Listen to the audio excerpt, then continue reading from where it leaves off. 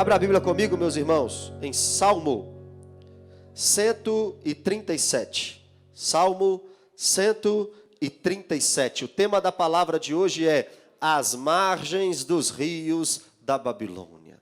As margens dos rios da Babilônia. Salmo 137. Esse salmo, com toda certeza, sem dúvida alguma, foi composto, foi escrito por judeus que estavam cativos lá na Mesopotâmia, em um império chamado Babilônia, por volta do ano 600 antes de Cristo. Nós sabemos que a Síria, por volta do ano 700 antes de Cristo, era o império mundial a ser vencido e batido.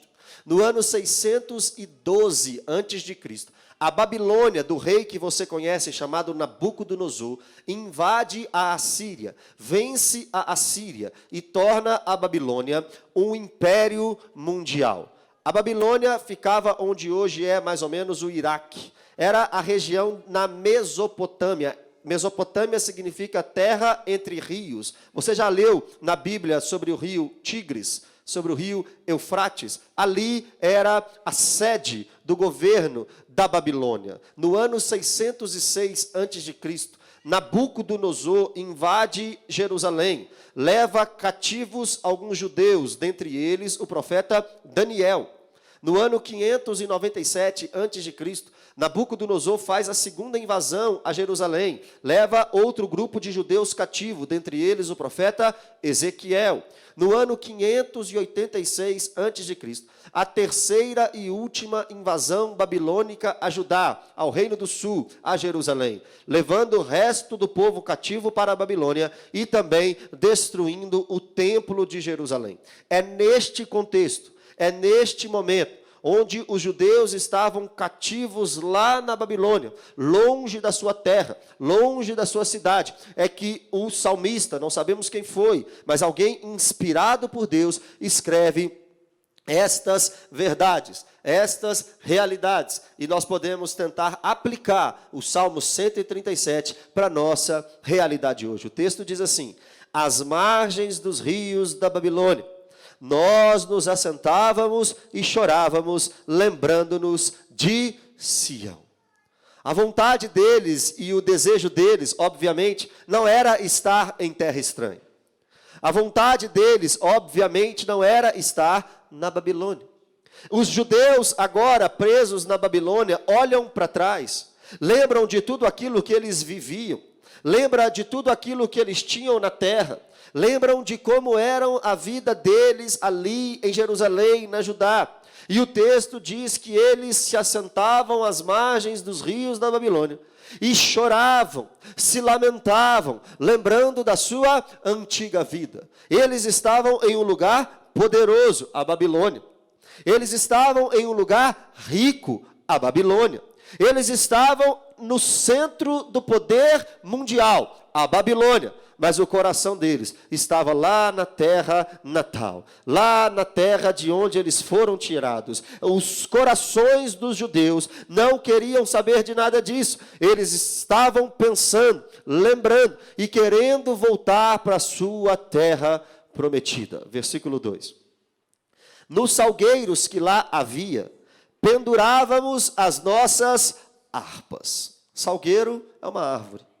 Harpa era um instrumento musical que os judeus cantavam e usavam para cantar canções alegres, canções felizes. Mas agora a harpa não está na boca do judeu.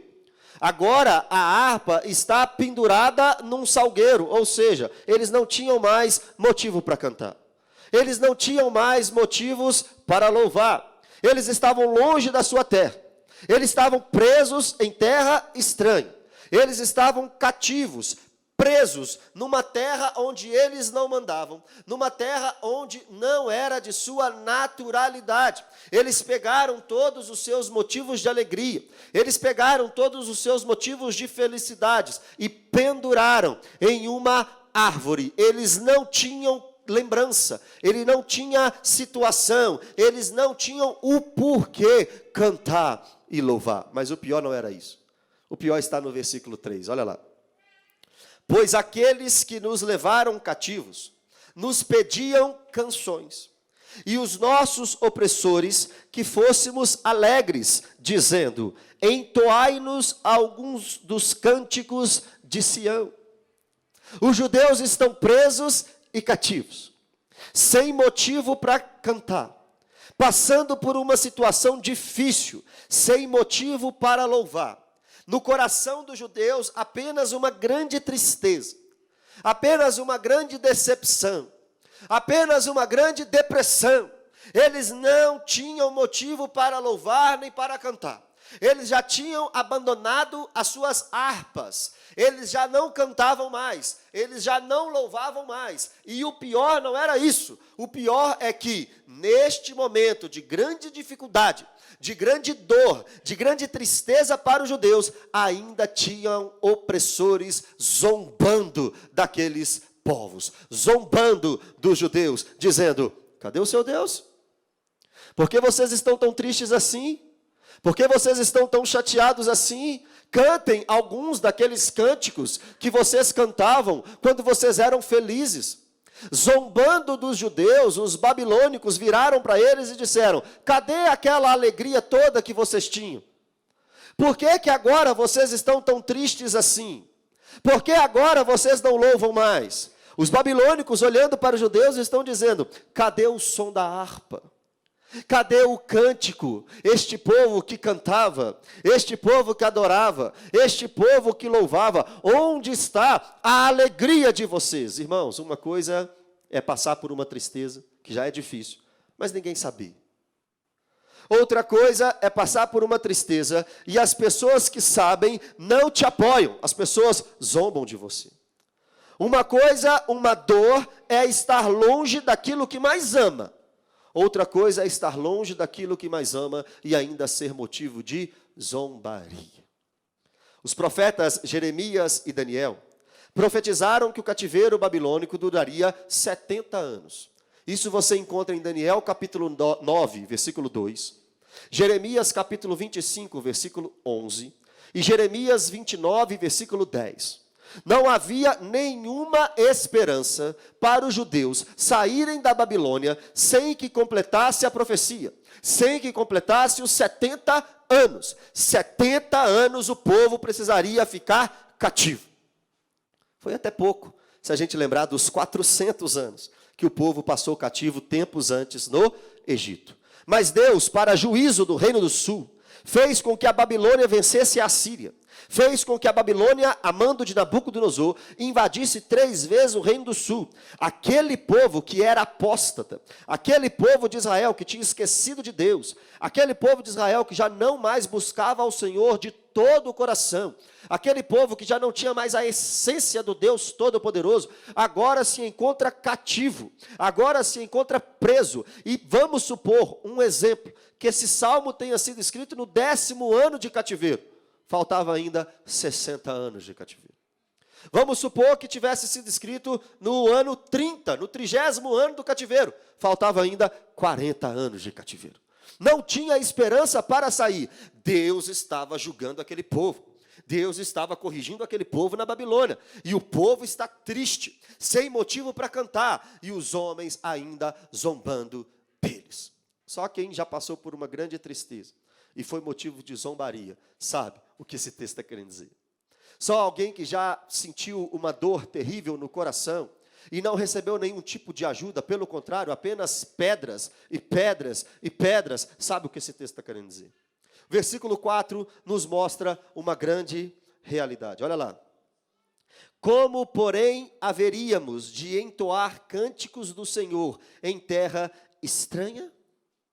O que o salmista está querendo dizer é: como é que nós iremos usar as nossas vidas para cantar louvores e canções inspiradas por Deus, se nós não estamos na terra que Deus nos deu? A pergunta deles não é 100% correta, porque não depende do lugar em que estamos e da situação que vivemos para louvar a Deus. Não depende se estamos na Babilônia ou em Jerusalém para louvarmos a Deus. Não importa se estamos recebendo as bênçãos de Deus ou as correções de Deus, a nossa obrigação é louvar. Salmo 150 diz: todo ser que respire, louve ao Senhor. E a Cassiane cantava também: então louve, tá chorando, louve, não importa, louve, nanana, louve, seu louvor invade o céu. A responsabilidade dos judeus era cantar, mas a humanidade dos judeus não permitia que eles cantassem. Uma coisa é saber que tem que louvar, outra coisa é a dor bater tão forte no coração, a ponto de fazer com que a gente não consiga nem louvar. Uma coisa é entender o texto e saber que o texto nos ensina a cantar, mas outra coisa é passar por momentos tão difíceis, tão duros na vida, que a gente perde até a vontade de louvar ao Senhor. Já passaram por situações parecidas? Já passaram por situações que às vezes nós sabemos o que tem que fazer, mas nós não conseguimos fazer? Os judeus sabiam que tinham que cantar, só que eles não estavam conseguindo. Por quê? Porque estavam em terra estranha, porque estavam com saudade da sua pátria e porque ainda eram motivo de zombaria. Versículo 5. Uma promessa dos judeus para a terra de Jerusalém. Olha lá. Se eu de ti me esquecer, ó Jerusalém, que se resseque a minha alma direita, apegue-se-me a língua ao paladar, se não me lembrar de ti, se não proferir eu, Jerusalém, a minha maior alegria. Vamos por parte. O que os judeus estão dizendo é: eu jamais vou esquecer de Jerusalém. Mas se eu esquecer, pode acontecer algumas coisas comigo. Mas primeiro, só o fato de eles não esquecerem Jerusalém nos mostra que eles de fato amavam Jerusalém. Só que eles não valorizavam Jerusalém. Em Jerusalém tinha um templo, construído por Salomão 1000 anos antes de Cristo. E ali no templo era o lugar que Deus escolheu para que os judeus pudessem o adorar. Mas se nós lermos primeiro o livro dos reis, segundo livro dos reis, primeiro livro das crônicas, segundo livro das crônicas, também primeiro Samuel e segundo Samuel, nós iremos perceber que o povo judeu era um povo extremamente apóstata. Deus levantava um homem, um rei, segundo o coração dele. Este homem reinava, depois morria. Levantava outro rei ímpio e a nação de Israel ia totalmente para os deuses pagãos. Eles não valorizavam a presença de Deus no templo. Começaram a valorizar quando perderam. Começaram a valorizar a vida com Deus quando estavam na Babilônia. Traduzindo, quando a vaca já tinha ido para o brejo. Quando o leite já tinha sido derramado. Agora eles estão valorizando aquilo que Deus ordenou a eles na lei de Moisés. Mas já era tarde demais, porque eles estavam presos na Babilônia. Eles amavam, mas não valorizavam. E quem ama e não valoriza, perde. E perderam. Perderam a terra prometida. Perderam o templo. Perderam a comunhão com Deus. E agora eles estão olhando para Jerusalém e estão dizendo: se eu de ti me esquecer, Jerusalém. Mas não é apenas lembrar, tem que valorizar. Se o seu marido ou sua esposa apenas lembrasse que você existisse, não teria muito resultado isso, não seria tão bom. A esposa quer ser valorizada pelo marido. O marido quer ser valorizado pela esposa. É exatamente isso, a relação entre judeus e Jerusalém. Templo, não simplesmente parede, mas onde no Antigo Testamento a presença de Deus se colocava presente. Os judeus precisavam olhar para o templo e não olhar e lembrar e ver apenas parede, mas eles tinham que lembrar que Deus habitava ali. E eles já tinham desvalorizado a presença de Deus. Por isso o juízo veio, levando-os cativo para a Babilônia durante 70 anos, sem adiantar choro, sem adiantar vela. Eles teriam que passar pelo juízo de Deus. Deus é mau demais. Não, os judeus que eram maus demais. Deus é mau demais comigo hoje. Não, nós é que somos maus demais. Por que Deus permite isso e aquilo na minha vida? Deus é mau. Deus é mau? A Bíblia diz que Ele é bom. A Bíblia diz que Ele é amor. A Bíblia diz que no nosso coração é que não há bondade alguma. Por que Deus está me permitindo viver isso? Talvez você está apenas colhendo aquilo que você plantou. Por que Deus está permitindo isso na minha vida? Você está igual Jó, questionando a Deus. Por quê? Por quê? Por quê? Jó faz mais de 30 perguntas para Deus. E quando Deus vai responder a Jó, ele faz mais de 70 perguntas para Jó. Ah, é, Jó? Você está questionando os meus feitos? Você está questionando as minhas ações? Onde é que você estava quando eu criei o mar? Onde é que você estava quando eu criei as árvores? Onde é que você estava, Jó? Você está querendo me ensinar a reger o mundo, Jó? Não é papel do homem dar ordens a Deus, é papel de Deus dar ordem ao homem, e o homem em silêncio, em humildade, em submissão, obedecer a Deus. E os judeus agora estão lembrando, estão com saudade, mas agora já é tarde demais. Mas eles amavam, pelo menos eles amavam Jerusalém. Nem 8, nem 80. Eles estão cativos por desobediência, mas pelo menos, se você quer ver o copo meio cheio, pelo menos eles amavam aquela cidade. Eles amavam Jerusalém. E agora eles vão fazer promessas. Se eles esquecerem de Jerusalém, algumas coisas poderiam acontecer com eles. Olha lá. Se eu de ti me esquecer, Jerusalém, que se resseque a minha mão direita. Por que eles disseram isso? No versículo 2 eles tinham harpas. E eles tocavam com as mãos. E o texto está dizendo, se eu esquecer de Jerusalém, que eu perca o meu talento de cantar com harpas. Eles amavam de fato. E o texto continua dizendo, que apegue-se-me a língua ao paladar, se eu não lembrar de Jerusalém. Ou seja, que eu perca toda a minha habilidade para cantar. Eles estão dizendo, eu amo a cidade de Jerusalém. E eu quero, em outras palavras, eles dizem, eu quero uma segunda oportunidade. Irmãos, eu creio que Deus é o Deus das oportunidades. E eu creio que Deus também é o Deus das segundas oportunidades. E em alguns casos eu creio que Deus dá até uma terceira oportunidade. Mas não vai brincando muito não, porque hoje pode ser o seu último dia de vida. Talvez amanhã você não está mais aqui nessa terra.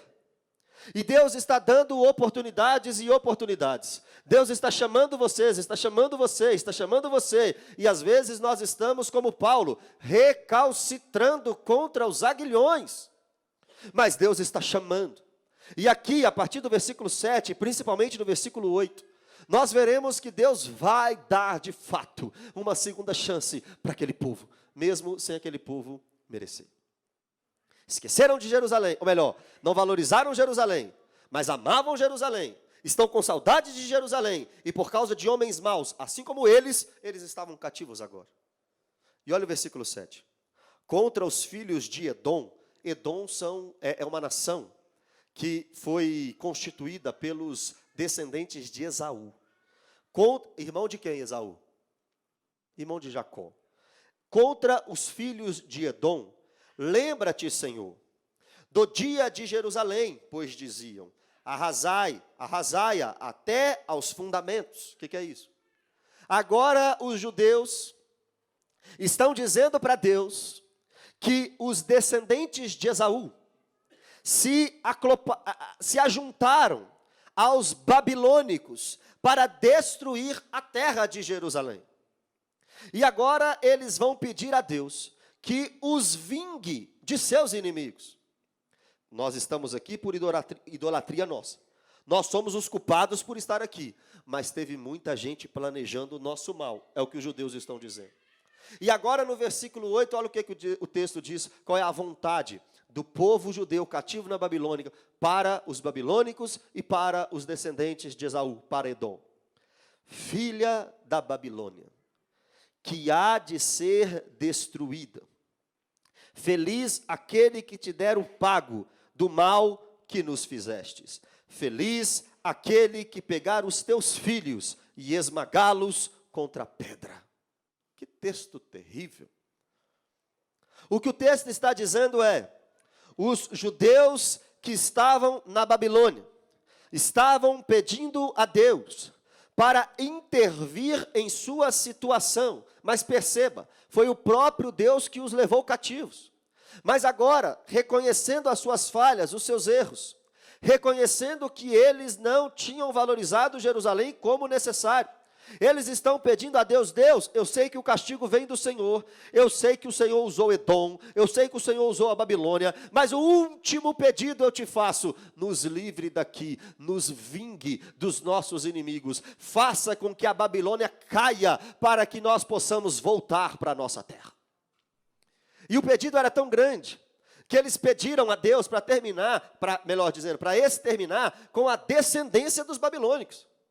Eles queriam que até as crianças dos babilônicos morressem, para que eles não crescessem, não aprendessem com a Babilônia a perseguir os judeus.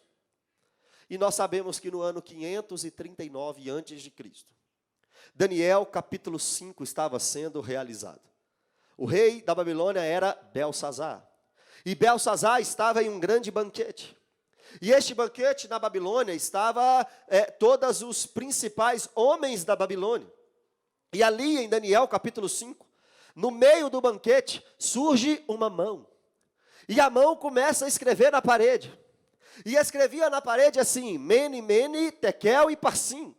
E ninguém conseguia entender o que é isso. Mene, Mene, Tekel e Parsim. O que é isso? Ninguém conseguia interpretar. Ninguém conseguia explicar, até que se levantou o homem de Deus. Até que se levantou Daniel. E Daniel disse: eu sei o que está escrito aí. Deus me revelou. O que está escrito? E estava escrito na parede assim: olha, pesado fostes na balança, rei Belsazar. E você foi encontrado em falta, rei Belsazar. Nesta mesma noite, você vai perder o seu reino. Isso foi 539 a.C. E neste mesmo ano, nesta mesma noite, neste mesmo evento, a Pérsia invade o reino da Babilônia com Ciro e Dario e vence o império e começa a ser agora o império mundial. O que isso tem a ver com o texto? Porque no ano 536, 3 anos depois, a Pérsia começa a liberar os judeus de volta para a sua terra. 536 a.C. volta Zorobabel e Josué. Você pode ver isso no livro de Ageu, você pode ver isso no livro de Zacarias. No ano 457 a.C., o rei da Pérsia, Artaxerxes, libera Esdras para a terra de Jerusalém novamente. E no ano 445 a.C., a Pérsia, também com o rei Artaxerxes, libera Neemias de volta para a terra de Jerusalém. A pergunta que eu faço para vocês é: Deus deu uma segunda chance para o povo? Deu. Deus fez com que a Pérsia vencesse a Babilônia para que os judeus pudessem voltar para a terra. Mas eu pergunto para vocês: os judeus valorizaram essa segunda chance? A resposta está em Jesus Cristo de Nazaré. Ele veio para os seus, mas os seus não o receberam. Mas a todos quanto receberam, deu-lhes o poder de serem feitos filhos de Deus. Os judeus tiveram mais uma chance. Os judeus tiveram mais uma oportunidade. Os judeus voltaram para a terra. Eles estavam cativos. Terminou o cativeiro. Eles voltaram para a terra. Mas quando o Messias veio naquela terra, em Jerusalém, ele foi rejeitado. Rejeitado. Rejeitado. Talvez você está pedindo a Deus aqui uma segunda chance. E Ele pode te dar nessa manhã. Se Ele quiser, Ele te dá uma segunda chance. A pergunta que eu vou fazer para você é: o que você vai fazer com essa segunda chance? Vai ser como os judeus e vai voltar para a sua vida boa, na sua terra natal, no meio da sua parentela, mas vai rejeitar o Messias? Não adiantou de nada a segunda chance. Agora, se você voltar para a sua vida, se você pedir a Deus aquilo que você vivia, e se for da vontade dEle, Ele te restituir tudo isso, o alvo dessa restituição, o alvo dessa volta sua à sua terra é receber Jesus como único e suficiente Salvador. Senão não adianta a segunda chance, senão não adianta a terceira chance, senão não adianta a quarta chance, senão não adianta a quinta chance. Se você morrer sem Jesus, o que te espera é o lago de fogo e enxofre, a condenação eterna. Então por isso que eu estou dizendo para você: aproveite a oportunidade que Deus está te dando, aproveite a chance que Deus está te dando e se volte para o Senhor Jesus nessa manhã. Te agradecemos, Senhor, por essa manhã. Te agradecemos, Deus, pela Tua palavra. Te agradecemos a Deus, Pai, pela segunda chance que o Senhor está nos dando. Estamos com saudades da Tua presença. Estamos com saudade de adorar ao Senhor em espírito e em verdade. Estamos com saudades de amar o Senhor acima de tudo e acima de todos. Queremos começar isso essa manhã. Queremos fazer isso a partir de nós. Queremos, Pai, em nome de Jesus, adorar ao Senhor da maneira que o Senhor merece. Nos faz voltar à essência, Pai. Nos faz voltar à intimidade contigo, Deus.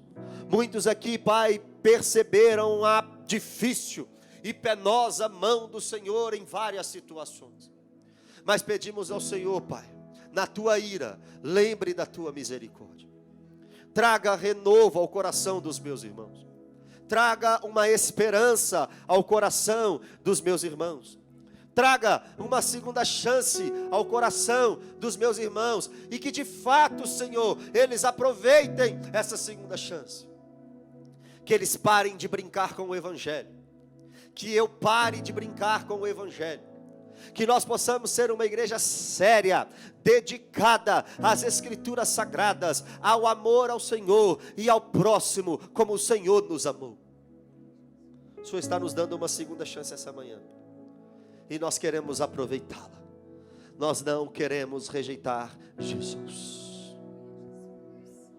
Obrigado, Senhor, pela segunda chance que o Senhor está nos dando essa manhã.